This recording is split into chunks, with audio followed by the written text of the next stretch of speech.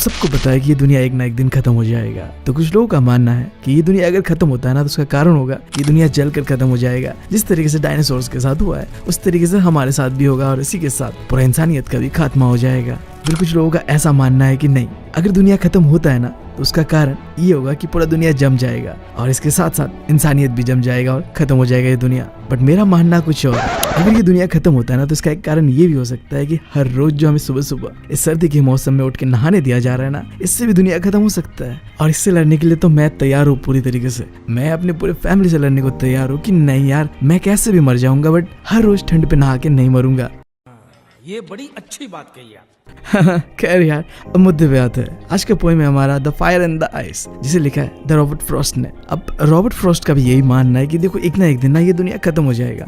जैसे कि लोग हमेशा से कहते आ रहे हैं कि दुनिया एक ना एक दिन खत्म होना ही है। अब दो तरीके का बिलीव है कि दुनिया कैसे खत्म होगा। एक तरीके का लोगों का मानना है कि दुनिया ना जल के खत्म हो जाएगा और दूसरी तरीके का लोगों का मानना है हाँ दुनिया खत्म होगा बट वो जम के खत्म होगा। अब हमारे पोएट का भी यही मानना है कि हाँ शायद दुनिया या तो जल के खत्म हो सकता है या तो जम के खत्म हो जाएगा बर्फ पे। बट यहाँ पे ना हमारा पोएट कुछ और बताना चाह रहा है।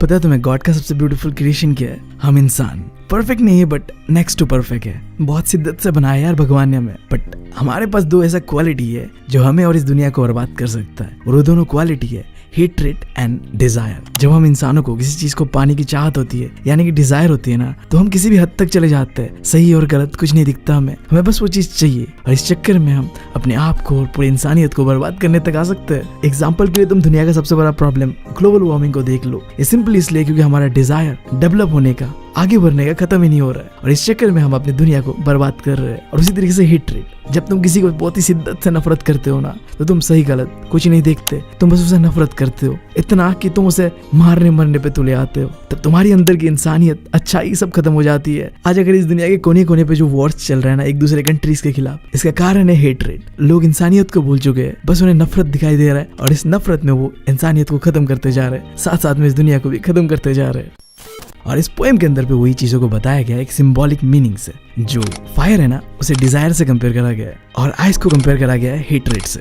अब कैसा कंपैरिजन है उसे देखते हैं। शुरुआत करते हैं फायर, जिसे डिजायर से कंपेयर करा गया है। अब जैसे फायर यानी कि आग जो होता है उसके सामने में कुछ भी आए वो उसे जला के राख कर देता है। इसी तरीके से हमारा जो डिजायर है वो अगर अनकंट्रोल्ड हो गया ना, मतलब हम जो करना चाहते हैं वो अगर कर देना भाई, तो ये दुनिया राख हो जाएगा जल के, इंसानियत खत्म हो जाएगा साथ साथ उसके। इस दुनिया में हर एक चीज खत्म हो सकता है सिवाय तुम्हारे डिजायर के। वो बढ़ते रहेगा, एक के बाद दूसरा, दूसरे के बाद तीसरा आते ही जाएगा। अब बिल्कुल इसी तरीके से आइस को कंपेयर करा गया हेट्रेट से। अब मुझे पता है तुम कंफ्यूज हो गए कि आइस और हेट्रेट का क्या कनेक्शन है। लाइक देखो, आइस क्या करता है, जब तुम्हें जमा देता है ना उसके बाद तुम्हें कुछ फील नहीं होता है, और यही चीज हेट्रेट के साथ होता है। जब तुम्हारे अंदर में किसी के लिए हेट्रेट आ जाता है ना, तब तुम सही और गलत नहीं देखते, तुम्हारे अंदर पे सामने वाले की और कोई सिंपैथी एम्पैथी ये सब नहीं होता। तुम बस उसे मार देना चाहते हो या तुम उसे खत्म कर देना चाहते हो। तुम्हारे अंदर कोई फीलिंग्स नहीं होता, कुछ होता है तो बस नफरत। एंड ये नफरत एक दिन इंसानियत का खत्म होने का कारण बन सकता है ना। यहाँ पे अब तुम समझ गए किस तरीके से हमारे पोएट ने यहाँ पे फायर को डिजायर से कंपेयर किया है एंड आइस को हेट्रेट से। अब आते हैं पोएम पे।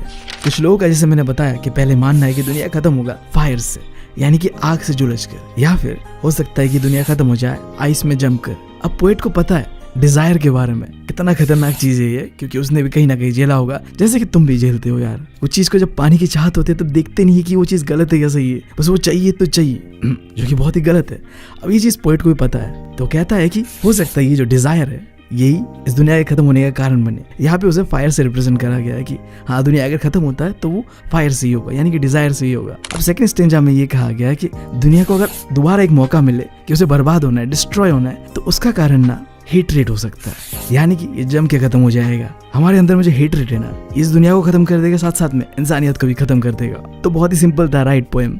सिंबॉलिक मीनिंग बताया गया यहाँ पे कि डिजायर फायर है और हेट्रेट जो है वो आइस है, और ये हेट्रेट और डिजायर ही इंसानियत के खत्म होने का कारण बन सकता है। अगर पहली बार खत्म होता है दुनिया तो उसका कारण डिजायर होगा, और अगर दूसरी बार खत्म होता है तो उसका कारण हेट्रेट होगा। यार ये तो बहुत प्रैक्टिकल बात भी है ना, कि पहले हमें क्या होता है कि इस चीज को चाहने की डिजायर होती है कि ये चीज हमें चाहिए, और अगर वो नहीं मिलता है ना तो फिर हम उस चीज की ओर नफरत हो जाते हैं कि बर्बाद कर देना इस चीज को, अगर ये नहीं मिला हमें तो इसी के साथ ये पोएम होता है खत्म और हमारा जर्नी होता है यहाँ पे अंत। मैं हूँ तुम लोगों का दोस्त और होस्ट बीवी, निकल चुका स्टोरी टेलर बनने की जर्नी पे। अगर तुम्हें मेरा स्टोरी टेलिंग करने का तरीका पसंद आता है तो यार चैनल को सब्सक्राइब करे बिना जाना मत, और हो सके तो वीडियो को लाइक भी कर देना। मैं मिलता हूँ तुम लोगों से अगले वीडियो में। Thank you, love you all.